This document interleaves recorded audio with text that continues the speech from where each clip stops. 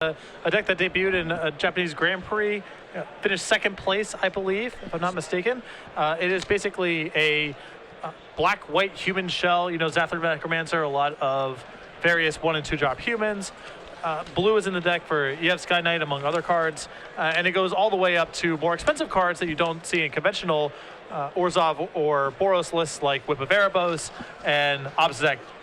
So definitely a funky deck, a lot of 1s and 2s in that list. And a deck that's been a little bit off the radar, but certainly has a bit of a tournament pedigree. That's what Zack Glicken is playing. Nate Westerhoff is playing green-white aggro. Pretty run-of-the-mill deck list here. He's got Soldier of the Pantheon, Experiment 1, Temple of Plenty, which is, of course, the new addition. A Smiter to go along with Voice of Resurgence, Mistcutter Hydra, Fleecemane Lion, Boot Satyr, Johnny Calder Pride, Advent, Slesnia Charm, and a couple of scavenging uses. So just run-of-the-mill, bunch of creatures, spells that actually make creatures, and spells make my creatures better. Yeah, it's pretty interesting. We talked about this a lot on the broadcast in the previous months about how green-white aggro gets so much better for no other reason just by getting to cut the guild gates for temples. Yeah. It can't really be overstated how much that matters. And, you're seeing green-white off to a great start here at 5-0, and the temple is a big part of that. Voice of Resurgence going to come in. Soldier of the Pantheon going to gain Glicken life. He's going up to 21. And that Soldier will do a nice job of taking care of the Voice of Resurgence or just getting in the red zone, which is what it's going to do. Now, as per humans, we also saw at the Sunday Super Series, you've seen opposing Sovereign going to come here. Makiro Mahara playing that deck and doing really well with it on that weekend. And when you see a great player like him kind of endorse this strategy that people aren't sure how good it is, it leads me to believe that it's probably pretty good. Yeah, I think it's one of those things where, it looks, for lack of a better term, like a Japanese deck. There's a lot of weird numbers, and it doesn't really look like anything that you've seen before. But there's a lot of synergies involved in the deck. There's a lot of power. It can still get some explosive draws. So it never really took off, at least in the Open Series, the way that I anticipated post-Grand Prix. Yeah. But the deck is definitely legitimate. I've played against it a few times online, and there's a lot of powerful stuff going on. Mistcutter Hydra for 2 is going to come into play tapped because of the Imposing Sovereign. And Imposing Sovereign is, another one of those cards that I think of as just a really, really good one of, and then, the next copies don't do very much. But the first copy of Imposing Sovereign is so good. Yeah, there's a lot. It's very good against a variety of decks and variety of circumstances. Any sort of creature matchup, it's great. And even against a deck like Esper, for example, having Blood Baron come into play tapped or the Elspeth tokens come into play tapped is a big deal. So for a 2-power creature, it does a lot against a variety of decks. And here comes the Zathra Necromancer. So there are humans in play. Necromancer is ready to maybe play a little bit of defense here as Westerhoff's going to untap his 2 creatures. You see he's drawing a forest for the turn. You see in his hand he's got an Experiment 1. Not sure what else he has, but whatever the creatures are, and his deck is full of them, they're all going to come into play tapped and not be able to play appropriate defense. So here comes Voice of Resurgence. Maybe that wants to offer up a trade to the Necromancer, but it will come into play tapped. The Elemental token will, as will the Zombie. When that comes into play tap, because that's what Necromancer causes the creatures that come in from that to do. But either way, no blocks here. Glicken's going to take 2, and we'll see what Westerhoff's follow-up will be. Yeah. And Advent of the Worm, one of the marquee cards in green-white aggro, is another card that Imposing Sovereign's just great against. Yes. You see in Glicken's hand, and it looks like the removal spell of choice that a lot of people play in this deck is actually far and away. And this is a deck that can obviously fuse it due to the color requirements, but it's a card that you kind of almost don't see coming from a deck like Esper Humans. It feels like it's just, this kind of mindless white weenie aggro deck, but far and away is a really nice utility card in this particular strategy. Yeah, and Esper Humans is kind of unique insofar as it's kind of in the market to cast both halves of the card. Yeah. It can play Unsummon when it's trying to go beatdowns. Certainly there's spots where Edict is powerful, and if the game goes long, it can fuse. So into the red zone we go. Even with the Mutavault as well. So if the Mutavault were to die, Zathra Necromancer's trigger would give Glicken a zombie token because Mutavault is everything up to and including a human. So we'll see what the Mistcutter wants to block. And it's going to go with Imposing Sovereign. I think it's important to get that out of the way. Yeah, Nate's having a lot of trouble functioning against that card, so no surprise for him to take a spot to get that off the table. So 6 damage is going to come across. There's your Sandblack zombie token in the house there for Glicken. That, again, will come into play tapped from the Necromancer. And you see Glicken's hand right now. He's got a Soldier. He's got an Ultimate Price that far and away that we mentioned, and then a Watery Grave. So pretty good hand. Yeah. And then you're sort of seeing Esper Humans doing its thing, and it does have the Orzhov/Boros, very powerful explosive beatdown draws. But it doesn't just get stonewalled as easily. It has a lot of play to it, some removal spells. So it can be effective in these short games, the way that you're seeing right now. It can also be effective going long because it has more power. Advent of the Worm on Westerhoff's end step is going to come into play here. So there is your Worm token in the house. Of course, I know people asked about that earlier when we saw Armada Ward come into play. You can find those tokens at IQs and that lower portion of our organized play program. So if you guys do want to try to acquire those Worm tokens or other things up to and including our Penguin pins, that's where you can find them. And Zack debating here at the end step while he still has priority about if he wants to cast Ultimate Price or Far and Away. He decides neither. I think I would have taken that spot to remove the Worm token. Because Voice is in play, a populate effect here could be kind of annoying. You don't really want to respond with anything. But Zack just allowing it to go. This is going to be an experiment 1. Let's see what the follow-up's going to be, because I feel like there's going to be one. It's a Voice Resurgence. So that goes onto the stack. That's going to trigger the 2 soldiers, so Glicken's going to move up to 18, but Experiment 1's going to evolve into a 2/2. And now Westerhoff is assembling a pretty nice board position here. Ready to play defense. Yeah. And, you know, part of the reason that Voice Resurgence is such a good Magic card, as you see Glicken's going to take a look to see exactly what Voice does, is that, you know, as good a card as Far and Away is, and it's certainly a good one, Voice Resurgence is quite good against it. Yeah, and it's obviously just good against instants in general and against edicts especially, so. You see, Glicken looks like he wants to cast a spell on the end step, but if he does that, he gets punished very badly, assuming that that Westerhoff remembers those voice triggers, so 1 and 2.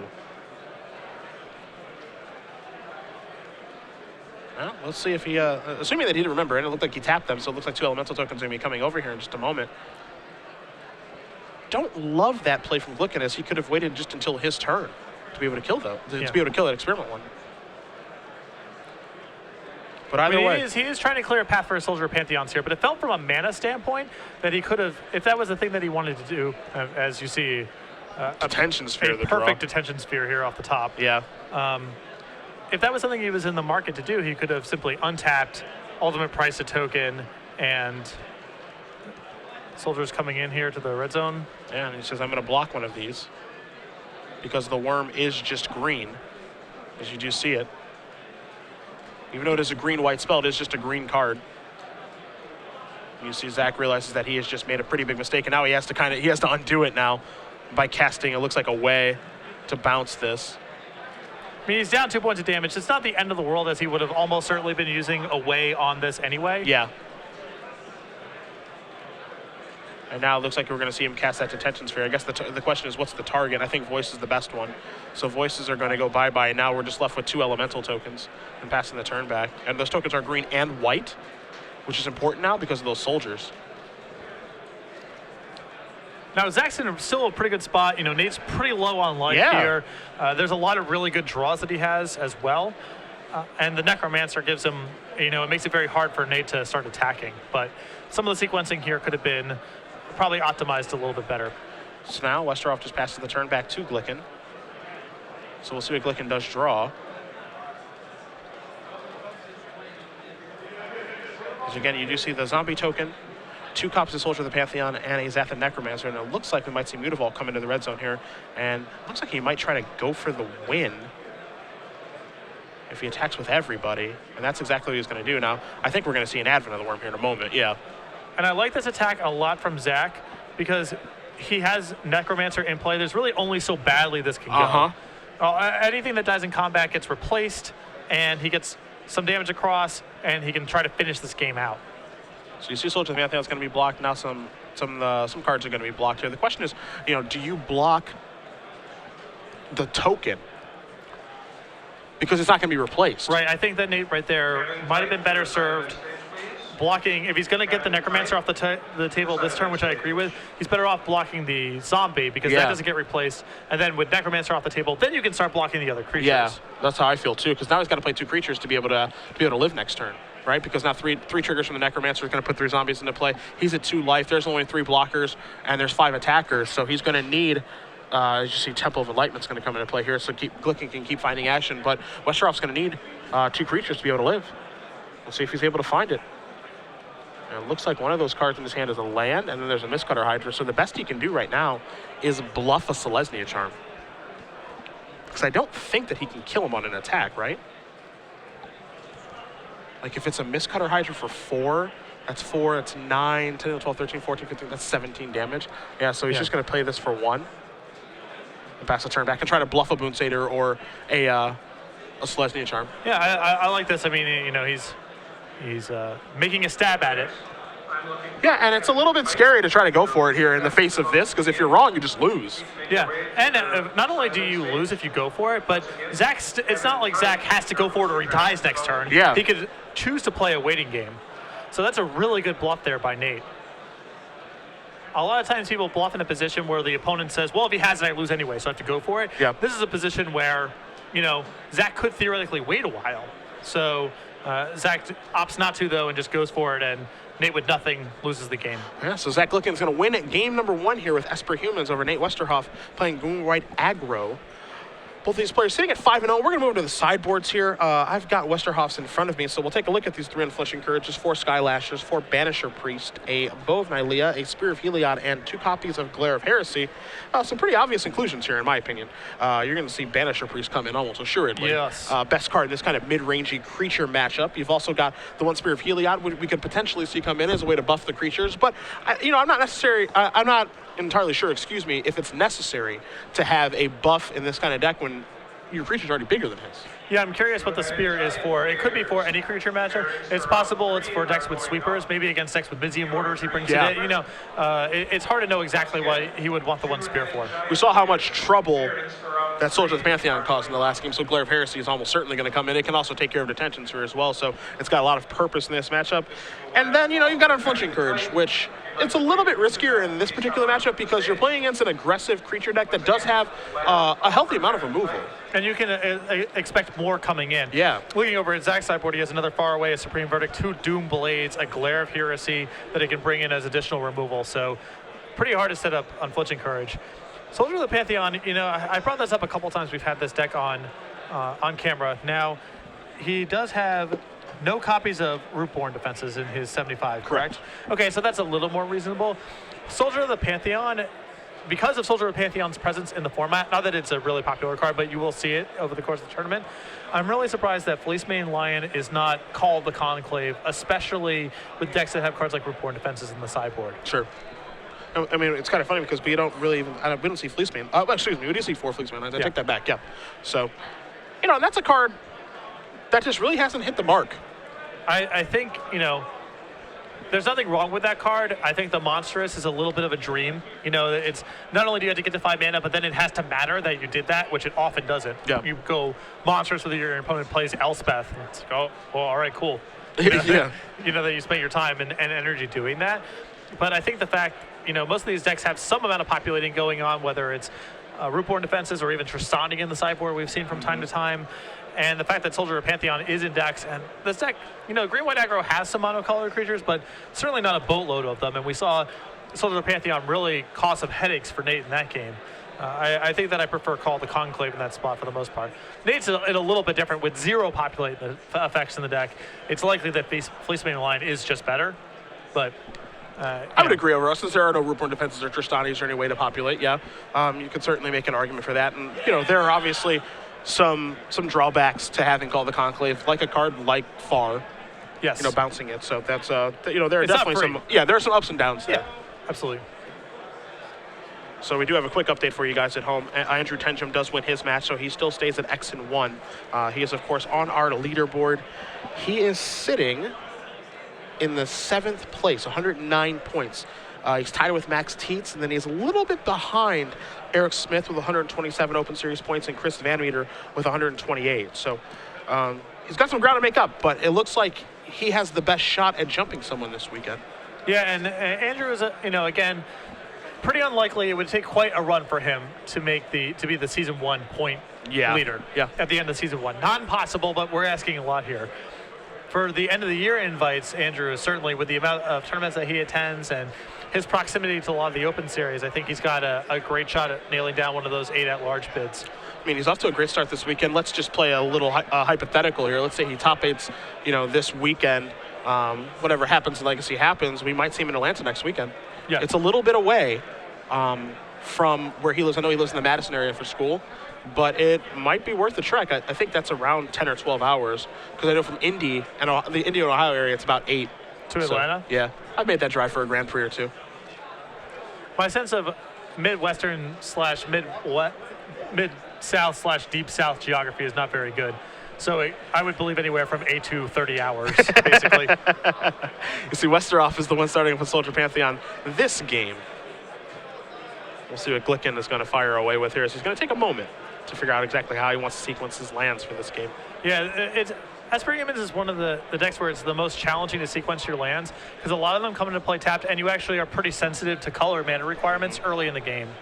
So he's going to go down to 16, 2 from the Godless Shrine, 2 from the Thoughtseize. We'll take a look at the grip here for Westerhoff. You're going to see a Scavenging Ooze, a Fleecebane Lion, a Temple of Plenty, a Boon Satyr, and an Advent of the Worm. So Westerhoff decided, okay, I want to get on the board fast in this game and start pressuring my opponent, and I'll take a turn off a Temple of Plenty to presumably find my third land via the Scry. Yeah, it gives him the highest upside here, as if he's able to find a green source on his draw step here. It's enormous, and he still gets off the ground running. These two Thoughtseizes are in Zack's sideboard he's brought in for this match. I'm not a huge fan, as the green-white aggro deck is pretty redundant, and it's not about one specific piece of the puzzle really mattering in most cases.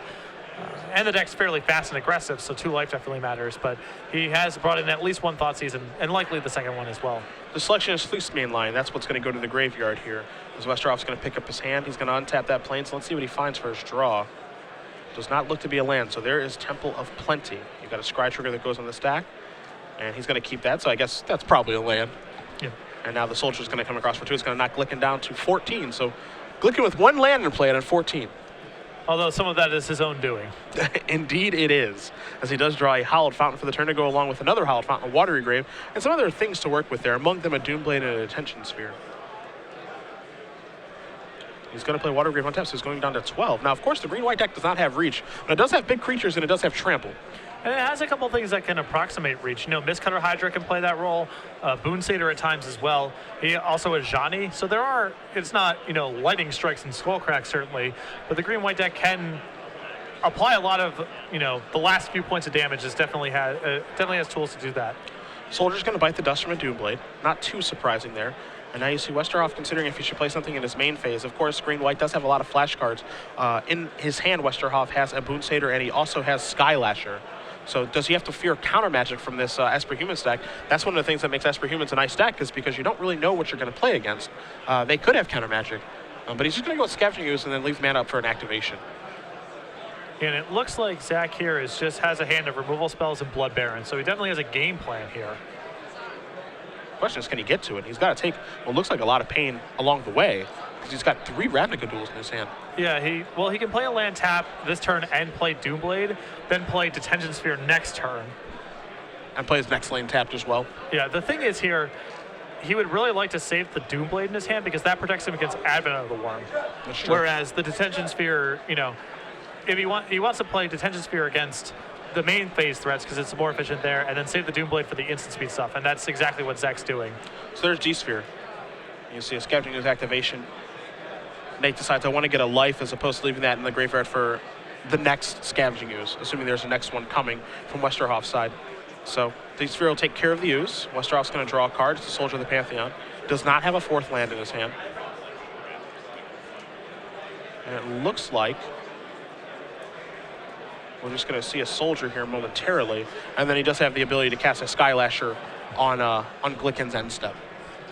So Glicken's going to untap those 3 Ravnica duels. He's going to draw a Soldier of the Pantheon of his own. And that's actually, in a subtle way, a really, really nice draw, as it means he has an answer on board for the creature, you know, the Soldier of the Pantheon in play, he has an answer for in his own Soldier. It's actually getting to a point where he almost has to fire off that Doomblade on the Soldier because his life total is getting so low. So being able to play a blocker and leave Doomblade up and in hand is really nice. Yeah, really, really good. And Glicken's last 3 cards are quite good. You mentioned the Doomblade. There's a Hallowed Fountain, which is the 5th land for the Blood Baron that's in his hand. So Skylasher's going to come into play on Glicken's end step from Westerhoff. Westerhoff will untap. He'll take a draw step. And he says, all right, into the red zone we go. We'll see if Glicken does want to cash in one of those Doomblades right now or save it for later. And you see a Soldier going to jump in front of Soldier. And he does, even though we know that Westerhoff doesn't have root defenses, he does have to be a little wary here. Well, furthermore, he really wants to save the Doomblade for the potential Advent token. He doesn't really care about Skylasher that much because Blood Baron covers / invalidates that. He really wants to save the Doomblade for a large green threat. That's another reason why that Soldier draw was so good. Getting to trade Soldiers is excellent there for Zack, as the Soldier is a good response to the Blood Baron, potentially. So they just trade off, and Zack says, all right, I'll take 2. That's fine. Tension Sphere the draw here, not so great in this situation, as Skylasher does have protection from blue. But it might just be time, excuse me, just to, yeah, take 2, go to 8, and say, all right, let's go, Blood Baron. And that's what he's going to do. Yeah, Zack actually falling to 6. Yeah. I believe. How much of that, is that 10 points of it being self-inflicted? Yeah, I think so. So now there's Moonsader.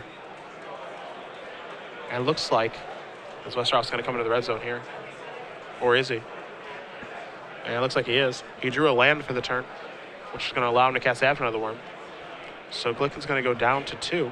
A risky no block there, as Selesnya Charm could have just killed him, but Zack knows that he needs this Blood Baron to win the game. He drew a Detention Sphere last turn, so this turn he can theoretically Doomblade the Advent token, Detention Sphere, the Boonsader, and just try to ride this Blood Baron to victory. Drew a Thoughtseize. Not sure you want to cast that one, as Blood Baron's going to come across into the red zone. Glicken going to go up to 6. Westerhoff going to go down to 17. So Glicken going to try to turn the corner here. And here is the Detention Sphere that you did mention. That's going to be placed on the stack, and it says, Boonsader, kindly leave. End step. There's the Advent Another Worm. Westerhoff says, is a 5/5 okay? Glicken says, absolutely. And now there's Doomblade to take care of that while Westerhoff is tapped out, which is smart, of course, because you do not want to get Rootborn defensed. With the exception of last game and against the Voice of Resurgences and all that sequencing, Zack's play both strategically and operations-wise has been really tight. Now we see an Experiment 1 come in here for Glicken. A little late to the party as Skylash is going to come into the red zone. So Westerhoff out of cards, did keep his card on top of Temple of Plenty, but that's to pass the turn back in the face of that Blood Baron. And Blood Baron's going to come rumbling across for 4 more. Glicken's going to move up to 8. Westerhoff's going to go down to 13. Follow-up play is going to be a Soldier of the Pantheon from Glicken. So that Thoughtseize may not be doing much, but everything else is, as Westerhoff's going to draw a card here in a moment. We'll see what he's able to find. That is a Mistcutter Hydra for a whole bunch. Not a shabby draw. So that is a 4/4. And Experiment 1's going to evolve, which is certainly important here. And I think you just jam everybody. And that's exactly what Westerhoff's going to do. So an attacker for 4, 5, 6, 7, 8. That's a lethal attack. Soldier, who do you want to jump in front of? Is it time to trade or is it time to chump? That is the question. I think that Zack is so far away from actually being able to Kelnate that he needs to trade. We're going to see where that Soldier wants to go because it's obviously on blocking duty. The question, of course, is do you want to trade with a Skylash or do you want to trade with Experiment 1 at that point? I think it's a really tough decision. Yeah, I don't know what he has in the way of flyers or blue creatures at this stage of things. It's just you have Sky Knight, but if those are in the deck, then the Skylash is really good against them, of course. The draw is another Soldier, so he's comfortable coming across for 4 more. Glicken's going to go up to 6. Westerhoff going to go down to 9. I like the attack here with the Blood Baron. You get out the Soldier. Maybe you trade with the Experiment 1 if you're able to. And then, obviously, Mistcutter Hydra's not going to be able to deal enough damage. But that assumes that Westerhoff draws nothing. Right, that's the other side of trading with Experiment 1 that turn is Experiment 1, now could potentially become a 3/3 this turn, which is pretty bad for Zack as it forces a chump block instead of a trade. In we go. Soldier in front of Experiment 1. That's going to bite the dust. Mistcutter's going to put Glicken down to 2. Westerhoff passes the turn back. In for 4.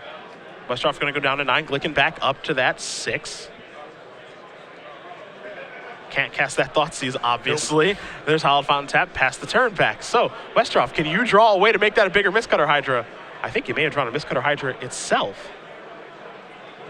And Glicken says, you have 1 card in your, Westerhoff says, you have 1 card in your hand? Well, it's not getting any better. Yeah, can't wait around. And if that is Mistcutter Hydra, I would cast it too. And he says, X is 4. And try to kill you?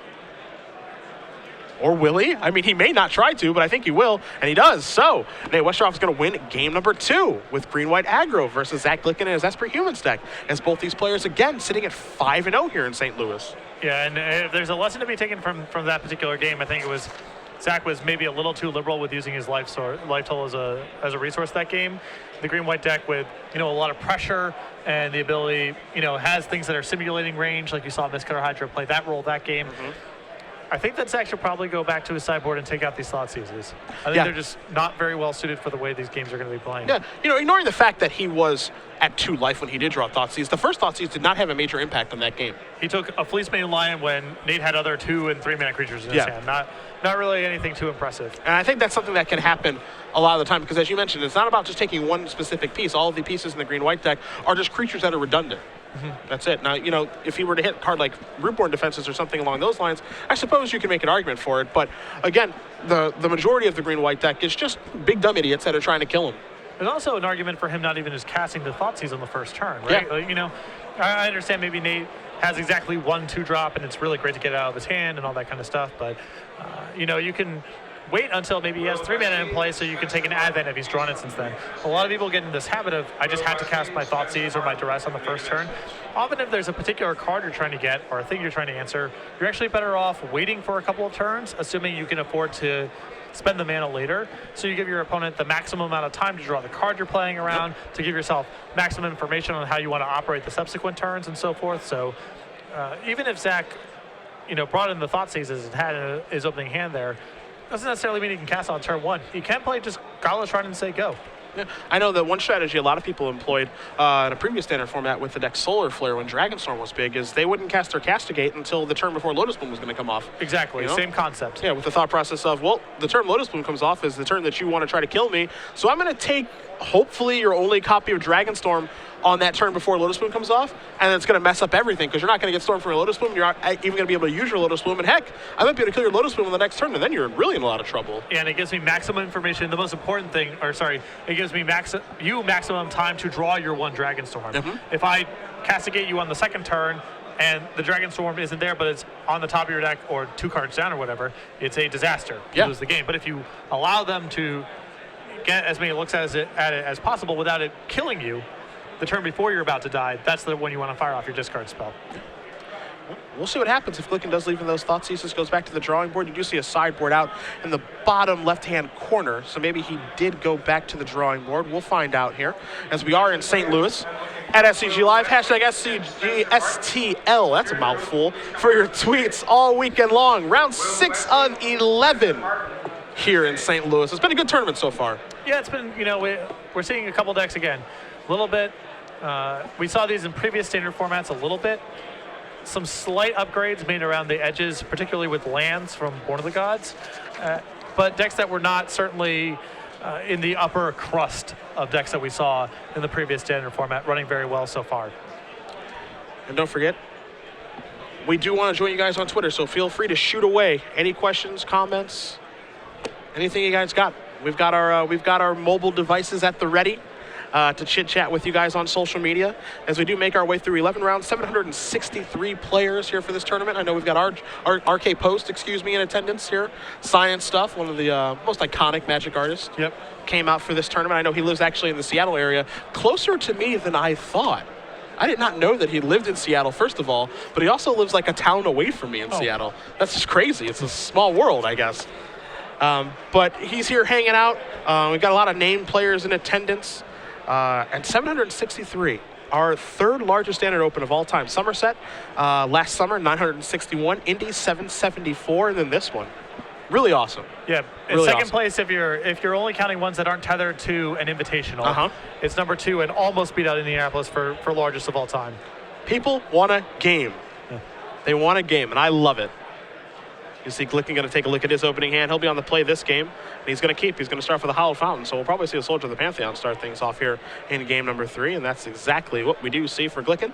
So Westerhoff will take a draw. It's a Mistcutter Hydra. He's going to play a Forest and an Experiment 1. You see an Obsidian over there, Desecration Demon as well. Those may not be humans in the Esper Human deck. They're just very good cards. Yeah, the Esper Human deck with Zathra Necromancer can play a grindier game in a lot of places. So the game drags out. You have 4 or 5, 6 mana in play. So a lot of these haymakers are just ways to win the game once it's dragged out some. See, Glicken does keep the card on top via the Temple. He's got 5 spells in his hand, so that is presumably a land, but does not offer up the trade here. The Soldier of the Pantheon is going to evolve Experiment 1, and we'll see if Westerhoff wants to attack with Experiment 1 or not this turn. I would assume that he wants to, because if Glicken isn't attacking, he's probably blocking, and you're okay with this exchange, I would think. Yeah, certainly your Zack's Experiment 1, Soldier of the Pantheon rather, is better than Nate's here. Yeah. Just playing more of a defensive role. You see Glicken does have a Glare of Heresy in his hand, so he could just use Glare to take care of this Soldier, and then we're kind of in a happy land for his big haymakers, but it'll give him the necessary time to get the mana for the big haymakers. Yeah, he has a Detention Sphere as another piece of removal, and then a lot of power in his hand. I think he wants to Glare here, A, just because of the tempo of the game, and then B, because some of the good threats he has in his hand are gold creatures, so the Soldier matters. Well, Westerhoff's going to draw a Plains. He's going to go with Loxodon Smiter. Just a one of it is in his deck, but a big creature is Doomblade is the draw here for Glicken. So again, plenty of removal with that Sphere and that Doomblade, and it's just really difficult for Westerhoff to actually just get any footing in this game. So let's see what Nate is able to draw. It looks like a Mistcutter Hydra. He has a Banisher Priest in hand. This is a hand that's really susceptible to something like Obsidian if it goes on for much longer. Mistcutter Hydra is going to try to pressure Zack, and it's going to do so. It's going to put him down to 15. Now, of course, he does have the Doomblade at the ready, but right now, if you're Zack, you just want to draw some lands. He does draw far and away. Lands are castable spells. Yeah. You're just going to pass the turn back. So Westerhoff's going to untap. He'll take a draw. It's a forest. Looks like Westerhoff might be flooding out a little bit here. He says, all right, attack for 3.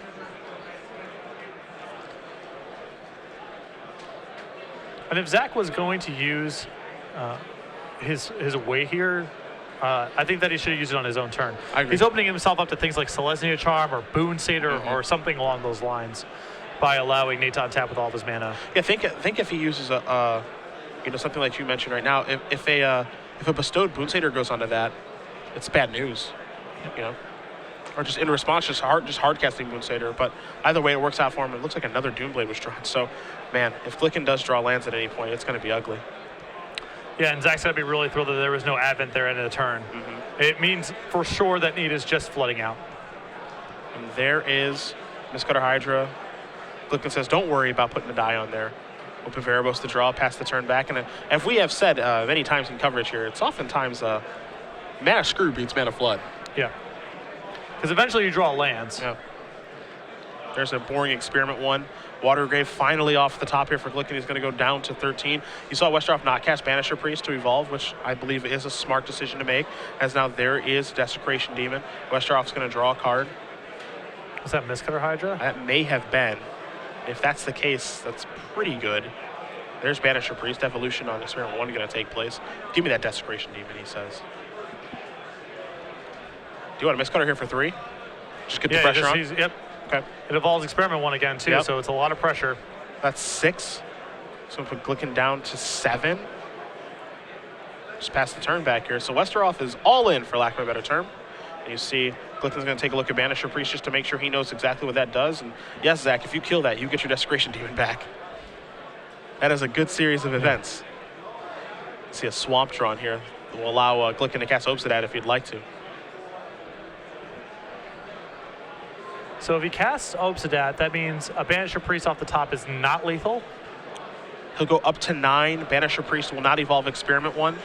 And it'll be an attack for 6, so it will not be lethal. Yeah, so that's a pretty strong argument for simply casting Obsidian and saying go.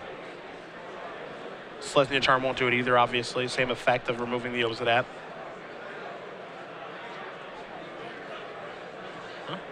It's a tough spot to be in, because he obviously wants to trap him a little bit here. It depends, of course, on what exactly he was playing around there. Is that another Mistcutter Hydra? All right, the answer is no. Well, probably not. Yeah. So that's going to bite the dust. Here's Desecration Demon. Who are you going to block? You're going to block over here. Okay. So Westerhoff is going to knock Glicken down to 4. And just passes the turn back. So it may have been nothing at all, but I'm a little bit skeptical. Yeah. I think that's something over there as you see a Hollow Fountain drawn here. by Glicken to go along with that Obsidian and a Whip of Erebos.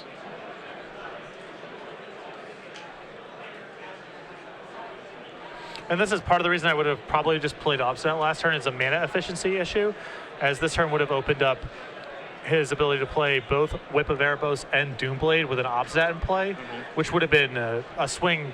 Would have been really hard for Nate to recover from, assuming he didn't kill Zack on the previous turn. Yeah, and I agree with you on that. Part of the problem is this Desecration Demon is not as good of a defensive measure as it would appear on surface, as Nate drawing random creatures could possibly tap down the Desecration Demon. Now there's Obsidian, so that's going to come into play.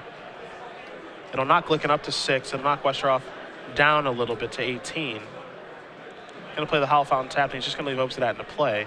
So now there's an Advent of the Worm, so that's a good draw. And that's going to evolve Experiment 1 into a 4/4. So long as he does remember, which he does. All right, so. And then Westerhoff right now, you got to draw a creature. Got to. There's some big ones too. Banisher Priest is incredible here. Yeah. Got to draw a creature.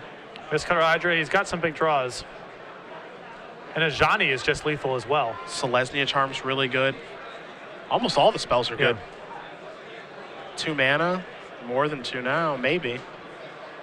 This is a Scavenging Ooze. And Zack can breathe a sigh of relief. That card's not bad here, don't get me wrong, but it's not, it is not the card that Nate was looking for. So he says, all right, what creatures do you have over there in your graveyard? It's an interesting draw, is the Scavenging Ooze, because that's basically like a 6/6 over the course of a couple of turns, which will allow him to actually do some winning in combat. So that's a really, really interesting draw. Not a bad one from Nate, but it is, because it's on a 1-turn delay of being really impactful, it can't attack this turn, of course, gives Zack a little bit of breathing room. So you see, Westerhoff's going to remove some things from the graveyard right away. And again, you see Glicken's hand right now. He's got an Obsidian and he's got a Whip of Erebos in his hand. I think what he's deciding is, okay, do I sacrifice something to get in some damage or not? And it looks like he's going to. Wow.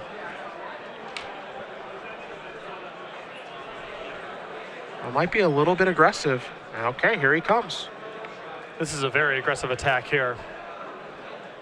I guess the thought process here is that, okay, I'm willing to trade my Worm token for your Obsidian and get in 4 points of damage. And if you block my Experiment 1, I can just regenerate, and I'm okay with that. But, I mean, I agree with you. This is a very, very aggressive line of play by Westerhoff. I think I'm in Zack's position here. I actually consider just trading with the Worm and untapping and playing the Whip of Erebos. It basically forces...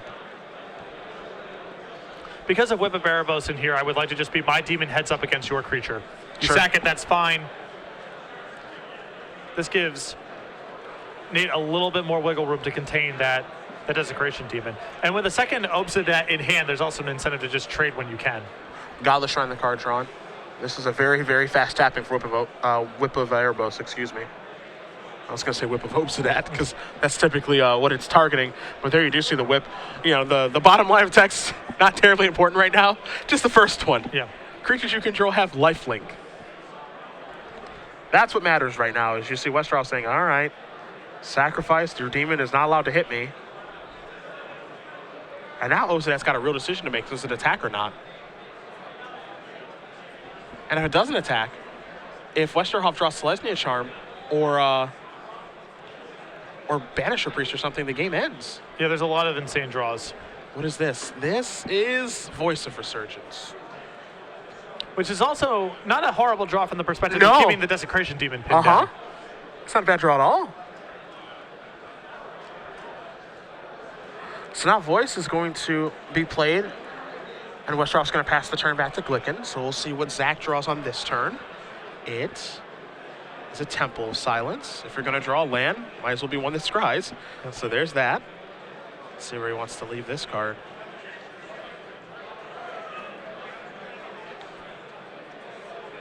Doesn't look thrilled with it. Looks like there's certainly a decision to be made, however. All right, it says on top. Godless Shrine and another copy of Obsidian. Trigger. It's a good choice. sacrificing that Voice of Resurgence. He will get a token as well.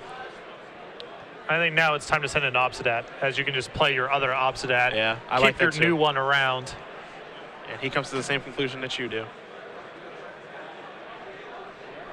And Westerhoff says, all right, I'll take 5. You gain 5. You go up to 6. And now we're going to see a replacement Obsidat come into play. It'll be a little more drain and gain. So Westerhoff's going to go down to 11. Glicken is going to move up to 8. Catch the turn back. Still some draws that get it done here for Nate, most notably Ajani. Looks like it was a spell. I mean, at this point, he can't afford to miss. His draw spell, it feels like every turn for us. Oh, yeah. If he draws a land at any point here, that's going to give Zack enough breathing room to take this over. Yeah. And this is an attack here for 5. See a block. All right, so Glicken's going to move up to 13. Yeah, doesn't want to get killed by something, like Boonsater there. And with Whip in play, there's a big incentive for him to trade. Yeah. He can start just getting these Obsidats back. That's a Supreme Verdict off the top. It's not a bad draw, actually. And he says, all right, whip my Obsidat. Now, this is a combo we haven't got to see very much. But it's finally happening. And he says, all right, sacrifice this elemental token. Take 5, and it looks like now Zack has fully turned the corner. Yeah. Yep. He's going back up to, his starting life total here, or very close to it. After fading a few draw steps here, he was able to get himself underneath this, as it looks like Westerhoff did not draw anything of consequence in the previous turn. And now he's up at 20 life. He's got to contain the Desecration even. He's sitting at 6 life, as there's a Fleecemane Lion. And that is not going to get the job done. So in comes Obsidat. Drain and Brain. I said Drain and Gain last time. It's Drain and Brain. I don't want to insult BBD. It's going to allow Glicken to move up a little bit, Westerhoff to move down a little bit, put the Desecration Demon trigger on the stack. Westerhoff says, I guess I'll sacrifice this, make it monstrous. When sacrificing, it's still going to happen. So looks like, as you see a smile on his face, looks like Nate knows that it's over. Zack Glicken is going to win this match with Esper Humans, moving on to 6-0, defeating Nate Westerhoff and giving Green-White Aggro its first loss on the weekend. Big win for Zack. That was a really, really, really close third game. Yeah. I mean, Nate had a lot of draws there. Who knows how he sideboarded? Not necessarily clear if all the cards in question are still in his deck and what have you, but Zack avoided a few critical draw steps there from Nate and was able to take the match. Yeah, Nate got himself in a situation where he could not afford to miss with a creature. Now, Voice of Resurgence was a pretty big draw to be able to contain Demon for multiple turns, but he was just in a situation where there was certainly a time where he could draw a certain sequence of cards to get himself back into it, but he also just needed to never draw a land. That was the big thing, and how to continuously be a creature that does something to interact with the board and interact with the Desecration Demon. He took one turn off, and that was pretty much it. Yeah.